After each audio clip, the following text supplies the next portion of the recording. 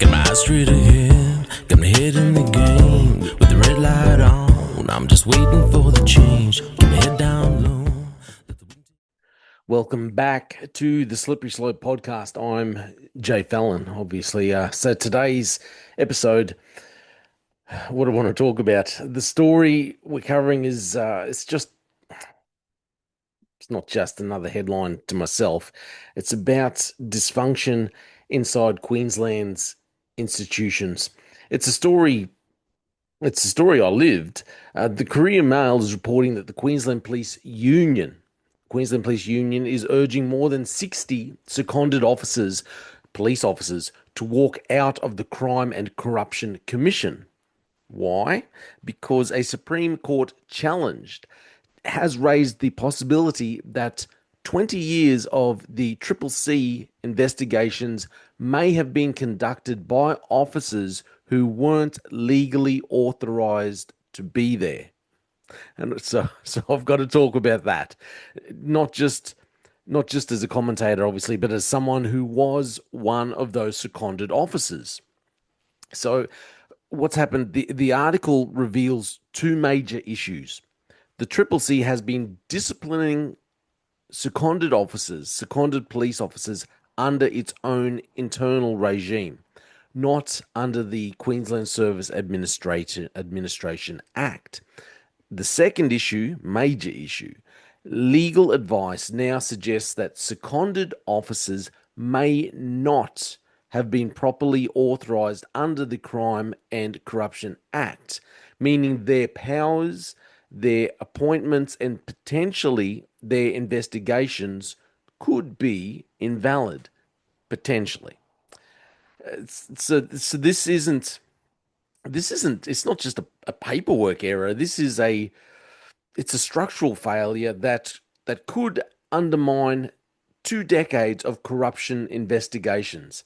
And the QPU, the Queensland Police Union, knows it. That's why they're telling officers to get out now.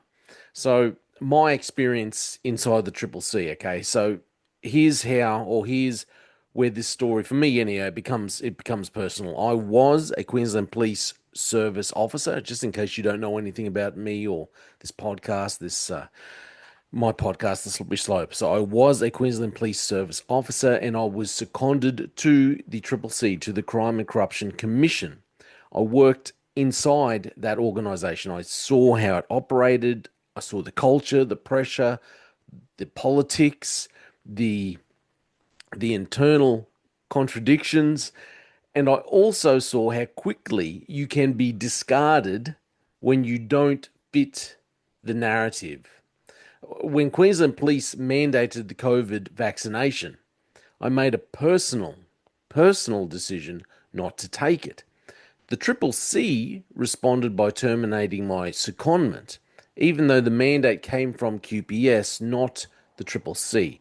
Then QPS punished me again, standing me down and cutting off my pay. So we had two institutions, two punishments, one decision.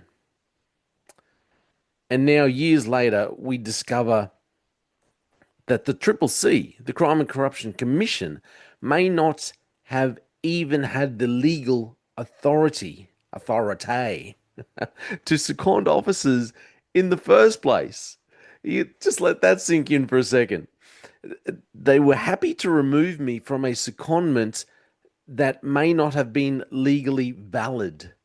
They were happy to enforce discipline under a framework that may not have applied to me, and they were happy to punish me twice while operating under a system that is now being questioned in the Supreme Court. This is the hypocrisy. This is the rot, the kind of rot that I've been talking about for several years now. So what this all reveals, I believe, this reveals about the CCC and about QPS, the Queensland Police Service. This story exposes something I've been saying for years, if you've been following me. Okay, Queensland's institutions are not built on truth. They are built on a facade. They are built on, like the good doctor said to me years ago, it's all about perception. It's all about perception, Jay. They're built on power, process, and self-protection. That's all they're built on, not on truth. When you're useful, they keep you. When you're inconvenient, they discard you. When you raise concerns, they ignore you. And when you stand on principle, they punish you. Because these institutions don't stand on principles.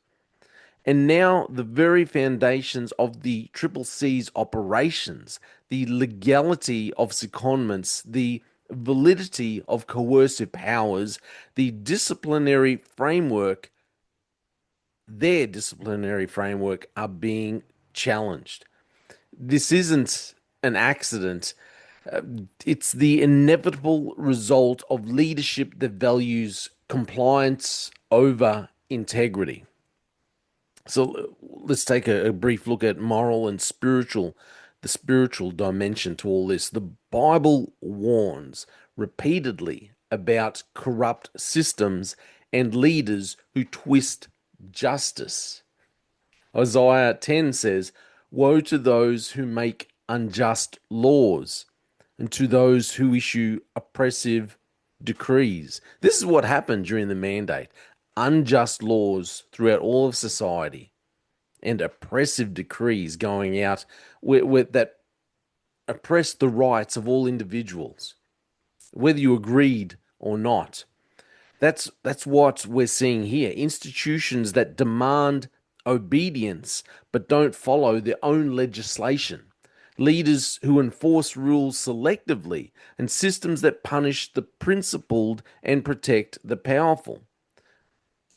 And why I say all that is because the Queensland government, they always say that they stand by and they stand for human rights. Okay. If you work within the Queensland government and within that framework, you have to agree to stand by to work within human rights framework. However, the Queensland government, QPS, the Triple C, if something's too hard for them, okay, it becomes difficult to work within the human rights framework that they say they stand behind. Okay, they're just like the facade of saying it. If it becomes too difficult, then they will come up with a clause. They will come up with something that says, "Oh well, okay, we stand by it, but right at this time we can't uphold human rights." So they always give themselves an out, and that's why I say they demand obedience, but they don't follow the very legislation that they say that they follow. They just have that facade so they can put up a plaque and say to the outside world, "Oh, look, we stand by this. We stand by this legislation. We stand by human rights," except for when it becomes too hard. But they demand that everyone else follows the law. Everyone else follows legislation. Everyone else follows what they want you to follow. So the bigger question is this: if the Triple C, the Crime and Corruption Commission, has been operating with invalid secondments for 20 years, if it has, what happens to past investigations? What happens to coercive hearings? What happens to disciplinary actions? What happens to people like me who were removed under a framework that may not have been lawful? And most importantly, how does a corruption watchdog fail to follow its own legislation for 2 decades? That's if it's